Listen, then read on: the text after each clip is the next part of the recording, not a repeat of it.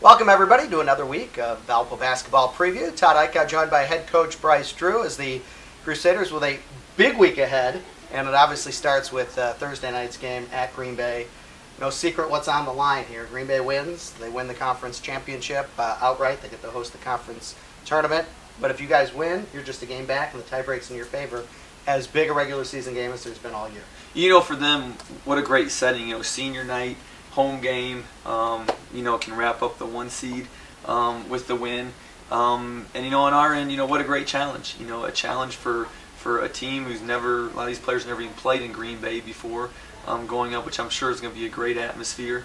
And, I think we're looking forward to the challenge. Obviously, a much different situation than when you played them 3 weeks ago. You got them without Alec Brown. Obviously, that was a big factor.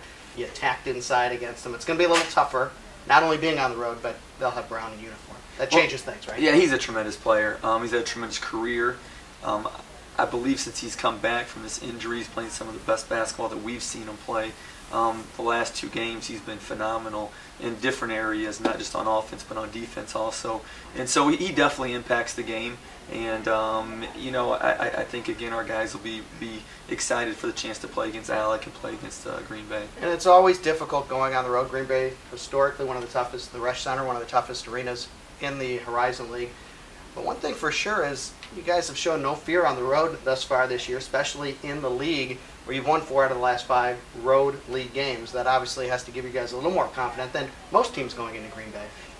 We have some players that have played at other universities and they transferred, and so they have some experience playing on the road in environments that aren't cheering for you. And I think that our young guys, in our non-conference schedule, we had some tough non-conference games on the road, and so hopefully that experience of being in those atmospheres will help us. You don't want to make too much about individual matchups, but in the first game, Levante Doherty obviously outplayed Kiefer Sykes, and Sykes is prohibitive favorite to win conference most valuable player. 2 guys who grew up in the same neighborhood in Chicago, who've known each other for a long time. The game, that's kind of the game within the game, who wins that matchup, but it's more than just that, obviously. 2 tremendous players. They're both having tremendous seasons.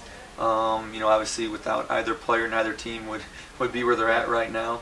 Huge parts of the teams. I think that those 2 will be excited to play against each other because of the background that you just talked about. But I also think they both have a bigger sense of what the game's about, and they both do a great job running their teams. And Levante's been very much of an inspirational leader for us. There is another game this week, and it's interesting because it is such a quick turnaround. It's an afternoon game Saturday at home, and if you're able to win against Green Bay, obviously you have to win out then to have really a chance for the conference championship. And you go against a Youngstown State team that probably is smarting a little bit from the victory you guys had in Youngstown a little less than a month ago. Well, it's definitely a demanding final stretch of the schedule for our team, with a couple road games, couple home games.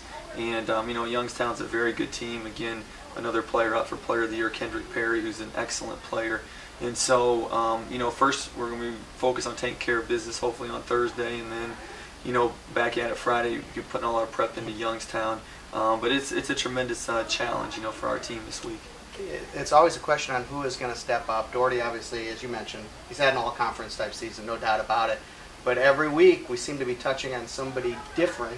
A few weeks ago, the defense of Fashil Fernandez was phenomenal. Last week, Clay Yo ends up being the star who hits the game winner. And then this past week, Jordan Coleman, 5 for 5. Here's a guy he had struggled offensively. I think he had 2 points over the last 3 games. He hadn't been in double figures in over a month. And he goes 5 for 5 from the field, and he has a double-double, and has really maybe the best game of his career. You just don't know who's going to step up with this team each week. The nice thing is we've talked about our depth, and we have a lot of players that have been playing, and it kind of goes from matchups and who's playing well on that particular night. Levante had such a great stretch for a while that he was our only guy in double figures for a while.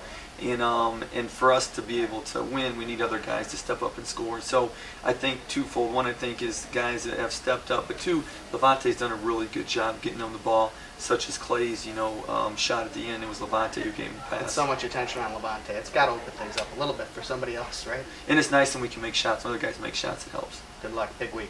Thank you, Todd. head coach Bryce Drew. We'll talk to you next week on Valpo Basketball Preview.